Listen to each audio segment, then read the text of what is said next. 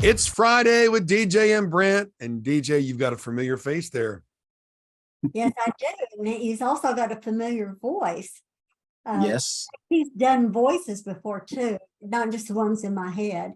But you two are made of the same fabric. You're just so similar. I think that y'all are going to be best friends forever. Have you met before at the breakfast? Yes. Yes. Okay. Well, anyway, officially, I'm announcing that Darren CASLER is in the house, and yes, Casey. The other DJ is in the house now. The other DJ, Darren. Actually, we were in Desert Storm together. We liberated a village. So yes, I remember that. Not joking. We destroyed them with our voices. Well, it's good to see you again, Darren. Yes, you too.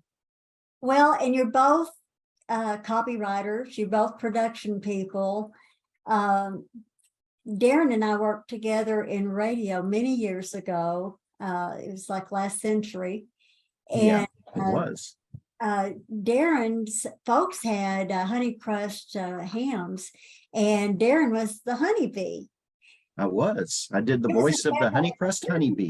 So people will remember you. Wow. Hey, look, can you spit a couple of honeybee moments? I would, except I had to do some digital stuff to make it sound the way it did. So I can't really imitate. I was about to say, hey, that'd be so cool.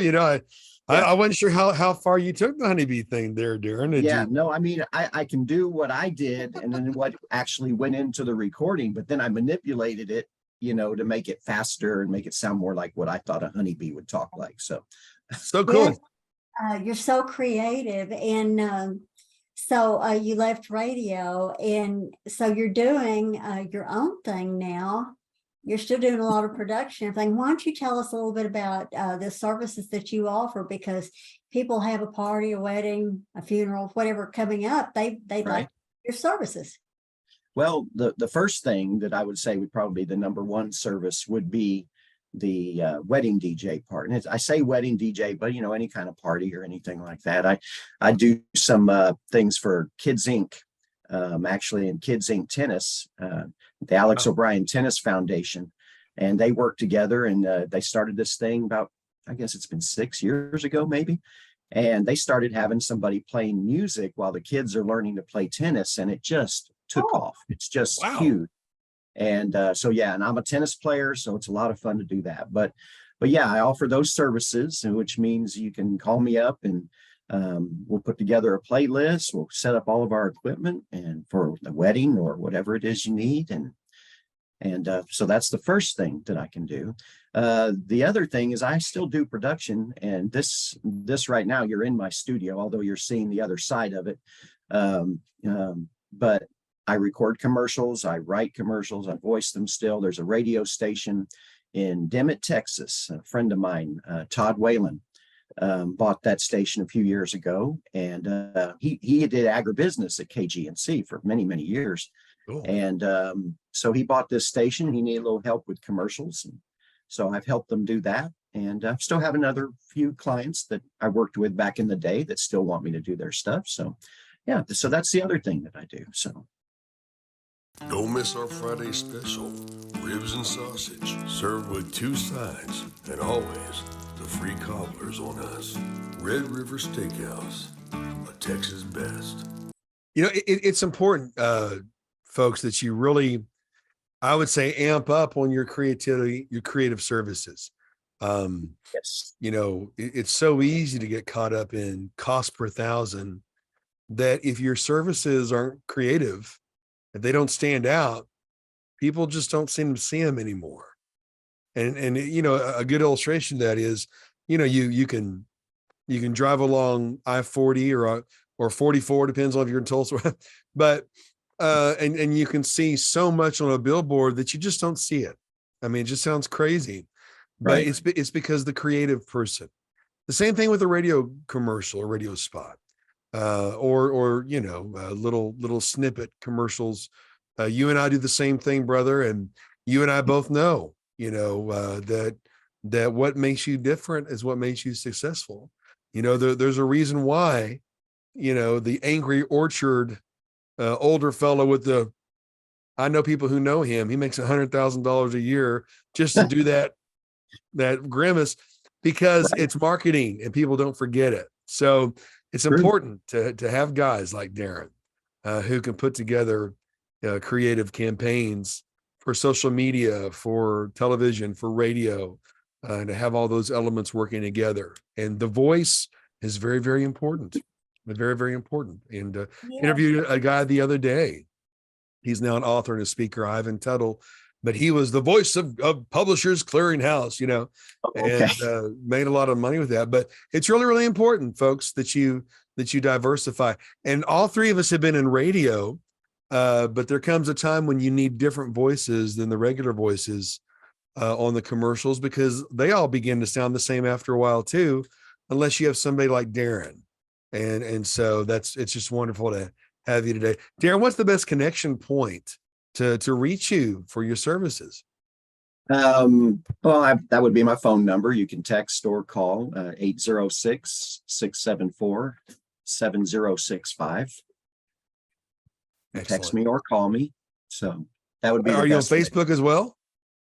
The name of my business is KCDC Productions. It does have a Facebook page. DJ doesn't know this yet, but I might be phasing out that name and just going and using my name instead of the KCDC thing. So I like it, man. I mean, Well, right away I heard dun dun dun dun dun. Exactly. Come on. Well, I love it. I love it. I love it. the Wonderful. whole idea behind that was that, for one, it sounds like the band ACDC, and Right. it's my wife's initials and my initials back to back. And what I was going to do with it, because I came out of radio, was make it sound like a radio station call letters, and then build some kind of campaign around that. I never got around to doing it that way. And I just feel like maybe doing the name might be a better way to do it, but we'll see. We'll see. So, Well, can I encourage you? Can I? yes, sir. Absolutely. DJ, I apologize. I'm talking a little much here. I'm excited about Darren, and it's all your fault, DJ. You keep bringing all these cool guests. Yeah.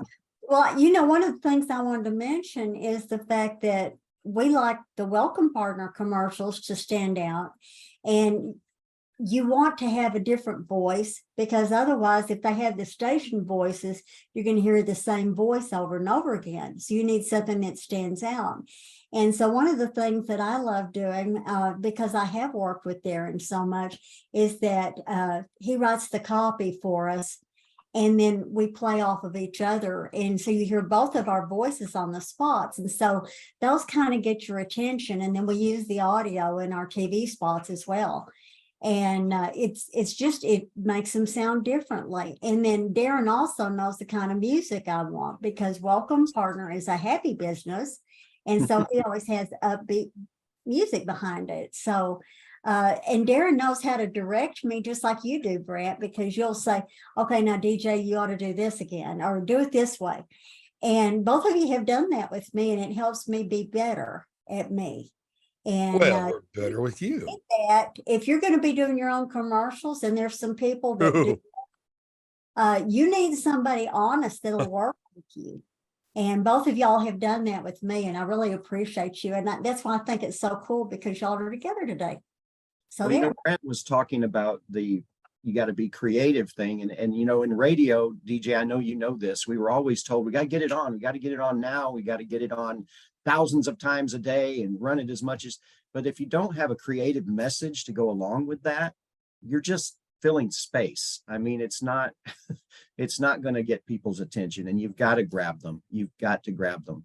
And if I may, and there's one other thing I want to tell people about, and I hear it so much when I'm listening to radio these days, since I've been out of it, of course, and thesaurus, one word, thesaurus. I mean, the same words get used over and over and over again in radio.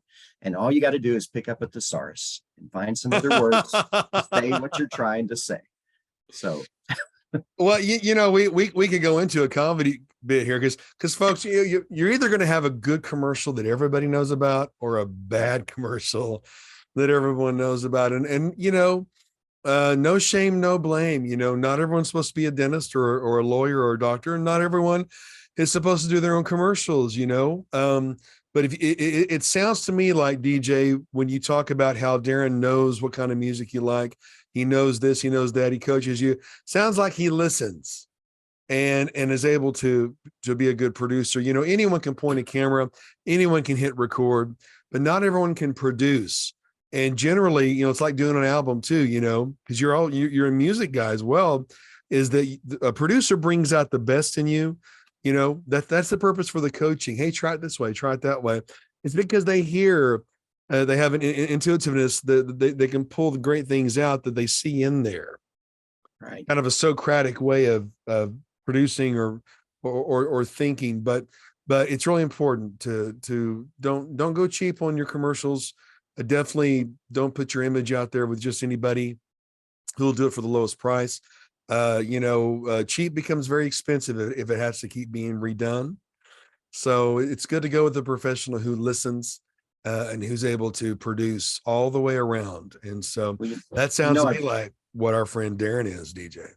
Well, and both of you are very kind about it. You're not, I've had people talk really ugly to me about, well, what you're doing is stupid. You know, well, that's an incentive to want to do more with you, you know, call me names. Yeah. But Darren and Brant, both of you, I've seen you do it. I've seen you do it. You have drawn me out because like when the camera gets going, sometimes it gives a stage fright, or the microphone is going on. Maybe I wrote the copy and I start reading it and I screw it up. So it's so good to have somebody that will help balance you out and make you be the best you can be, or hire a professional voice. Both of y'all have them. I do too, but you know, get something that makes you different from your competition. And, you know, now more than ever, you really need your materials to stand out, folks. You really, really do. And, you know, I don't know about YouTube, but during the situation where people were locked down, that's a nice way of putting it. I only got busier, you know, and I saw a need for people to, and I hope they've learned from the last time, but you really, really need to have your materials out there on as many platforms as you can, including the audio ones too. A lot of people they're so into video. And of course, you know, you both know, I mean, there's been podcasts since the 80s. No one could really articulate what it was. One of the hosts of MTV invented that. Right. And now they're calling radio shows podcasts. They're calling TV shows podcasts. They're calling podcasts. But don't forget that there's an entire different market out there that's audio alone, like Spotify, you know, or like shows like these as well. You know, don't forget of the audio channels. Let me ask both of you a question in terms of radio. You know, radio's gone up and down. I started in radio. I believe both of you started in radio as well. Some would say, man, radio is going to make a comeback. Some are saying that audio is where things are going because you can do something else while you're doing that too.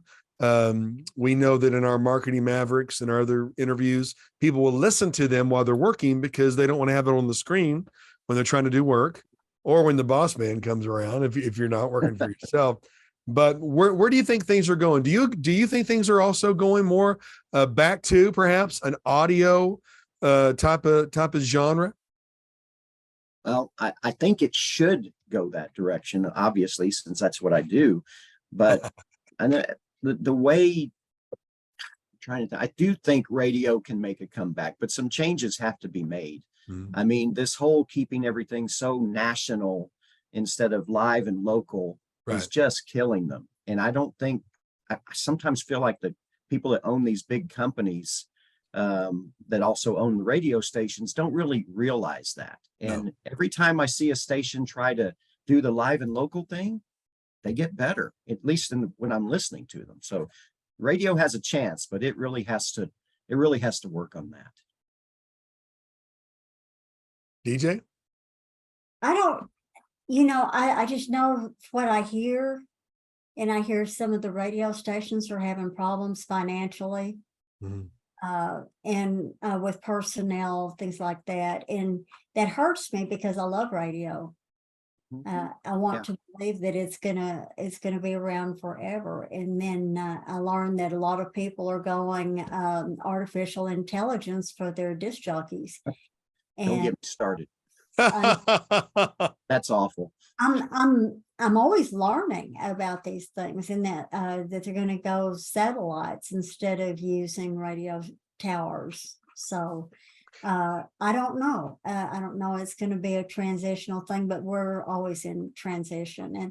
And Scotty South that owned Scotty's Transmissions here in Amarillo, he commented, he said, there's two things old people don't like: things changing and things change or staying the same.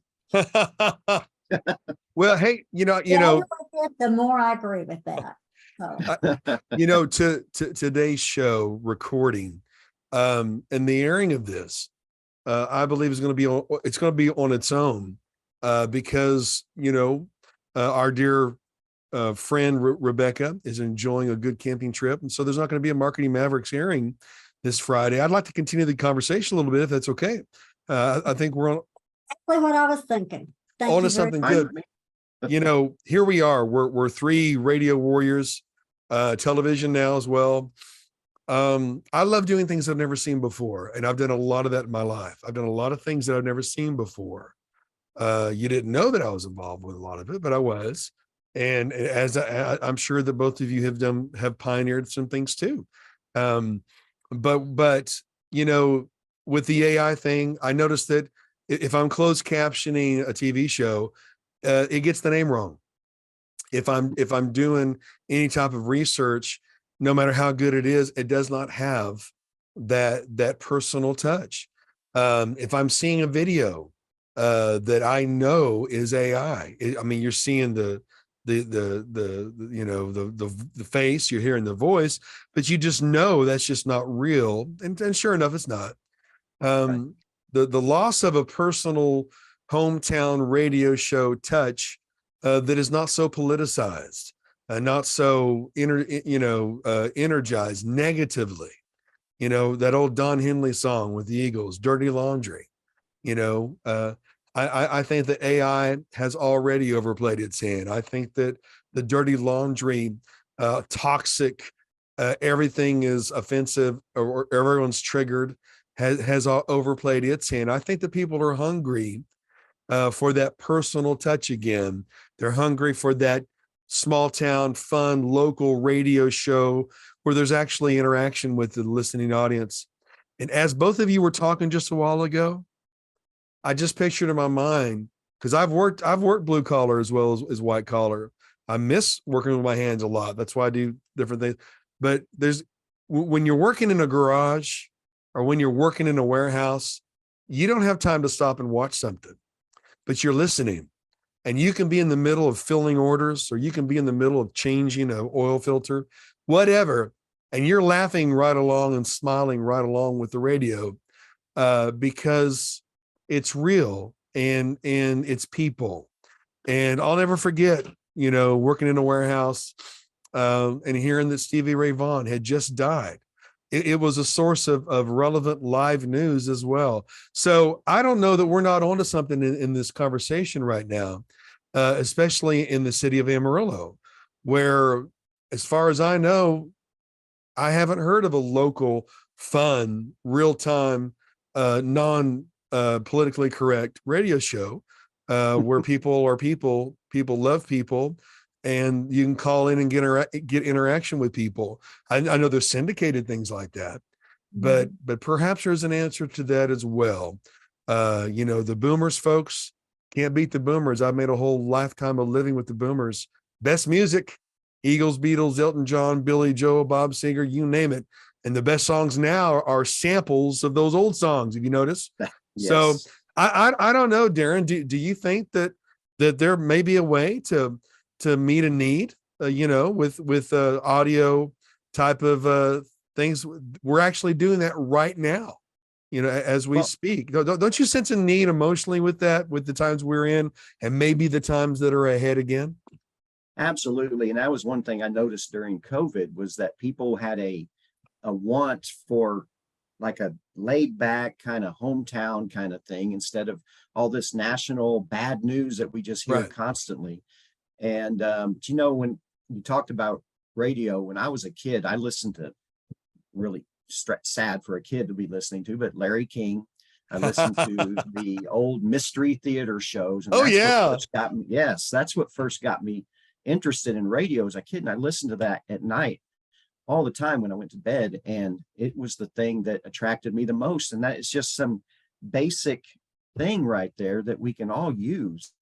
And yeah, I mean, I think radio can, I think what you just said, I think we can do this. I think there is a need. It's obvious. My friends have this radio station in Dimmitt.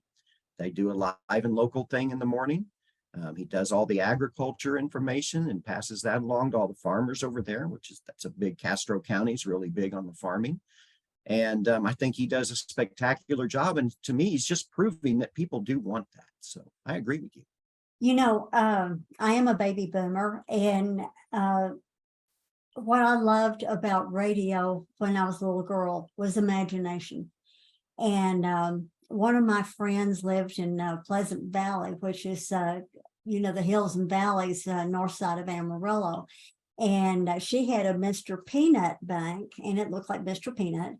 And we played like it was a microphone. And I would broadcast, and I could see all the lights all over the city of Amarillo, and I would play like broadcast. And then when I was in high school, I went to Amarillo High School, and I was terribly, terribly shy. And they were asking on Kicks Radio for someone to be the mascot of each school. And they had a mascot that called in that wanted to be on there regularly for all the other high schools except Amarillo High School. And I thought, Amarillo High School is popular, you know, why hadn't anybody called in? And so I called the disc jockey and I said, has anybody called in to be with Amarillo High School's mascot? And he said, no. And he said, what character are you? And I said, Granny. And he said, well, you don't sound like one. And I said, well, I will. I said, whenever you put me on the air, I said, just start talking to me and I'll become that character. And I did, and I was funny. And my dad was a single dad, and he was borrowing my car that night, and I wasn't supposed to be on the phone. I was supposed to be doing homework because I was stupid. That's what he kept telling me. So I was supposed to be in there doing my homework, and I was on the phone, and he pulls up in the driveway. I see the headlights. And I said, well, Granny's got to go. I got biscuits burning in the oven. And anyway, Daddy didn't come in the house. He didn't come, and the disc jockey he was just having so much fun with me. He kept, you know, egging me on, and I kept producing it because I was nervous, and I got funnier and funnier. And so finally got to slam down the phone, ran into my bedroom, and Dad comes in, and I'm doing my homework, you know, and he said, you know, radio station, you keep he said, I listened to it, and he said, there's the funniest old damn lady on the radio. He said, you ought to listen to her sometime. You could pick up some tips. She's funny. And I never told him. His girlfriend eventually told him that it was me doing it, but it was the world of imagination. Back then we got to listen to Chicken Man, and some of these they'd be a 1 minute deal, and you'd want to listen the next night and see what happened to Chicken Man. And I think that was Dick Orkin that did that. We've lost the character. Chicken Man. Yep. And when Darren and I worked at KGNC, I was doing sales. I wasn't hired to be on the air, but I did a lot of my ads for my clients. And so one of my clients was Amarillo Sandblasting, and they had called me at Welcome Partner to see about doing that. And I said, well, I'll make you a deal if you buy both of them. And so anyway, I said, let me see what I can come up with for you for a radio ad. And so Darren, do you remember what we did? I had a hard time remembering that. Well, I had you pull out the stripper music, and we had a gal named Jenny that was a smoker. And I said, I want you to do the recording on one of my clients' ads. And so filming her, and she goes on there, and the music starts up. It's a stripper. Da-da, da-da. Everything's better with stripping, I guess. And so she'd say, well, Darren, he said, got paint on walls, got paint on furniture, got, whatever the situations were. And he said, take it off. And then she came, take it off. Take it all off. Just Oh imagine- man, you couldn't get away with that today, or maybe you could. Maybe you could. And just imagine the minister driving down the street thinking, I'm not going to listen to that. I'm not, I wonder what's going to go on, like that. And then at the end of it, it was Amarillo Sandblast, take it all off. And you know what, though? His radio, the owner of the company, we ran it on the air. And he said, well, I don't need welcome partner now because that's working. Oh, love it. Gosh. But I had his account in radio too, but it's the imagination. We need to put Yes. more imagination in what we do instead of stand in front of a camera, look stupid, and tell who you are, and then have the words beside you listing what it is. Yeah. And I do have kind of a funny story about the creativity part, because it's the thing I'm most proud of. It's my gold Addy that I won. And Wow. it happened quite by accident and out of anger, actually, because I had a salesperson come in at 10 minutes to 5 on a Friday. That wasn't me. No, it was not you. It was, I can't think of her name at the moment. It'll come to me in a minute. But anyway, she brings this to me, and she needs it to start tomorrow. Of course, it's going to run in one of the landscaping places ads, or in a show that we were doing at the time. And it was for a place called the Rock Ranch. Now, I know you guys have seen that out there between Amarillo and Canyon. And so I'm sitting there and I'm like, I got to get this done. I'm supposed to meet my wife for dinner at 5:30, and I don't know how I'm going to do this. And all of a sudden I sat down, and it just came to me. And it was this talking rock named Stony.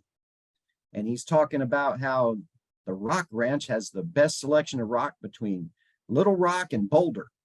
And I mean, this whole thing that I created, and I did this funny voice with the Stony, the talking rock, ended up winning a gold Addy for it. But I wrote it in 10 minutes. I produced it in 10 minutes and got it on the log for the next day. And I was out of there by 5:30 easily. And then it wins an Addy award, and it beat out advertising agencies. So I was the most proud of that. Because Wow. of the way, but creativity, again, is what gets the attention. Well, and you probably wouldn't have done that good of a job on that commercial had you not been between a rock and a hard place. Oh, Well, saw hey, that coming. don't. And with that said, you know what, folks, we're gonna see you next time on It's Friday. Such a great discussion. I think we're on to something, you two, and there's really a need for some good, relatable, people loving, community building radio, maybe internet radio. We'll see.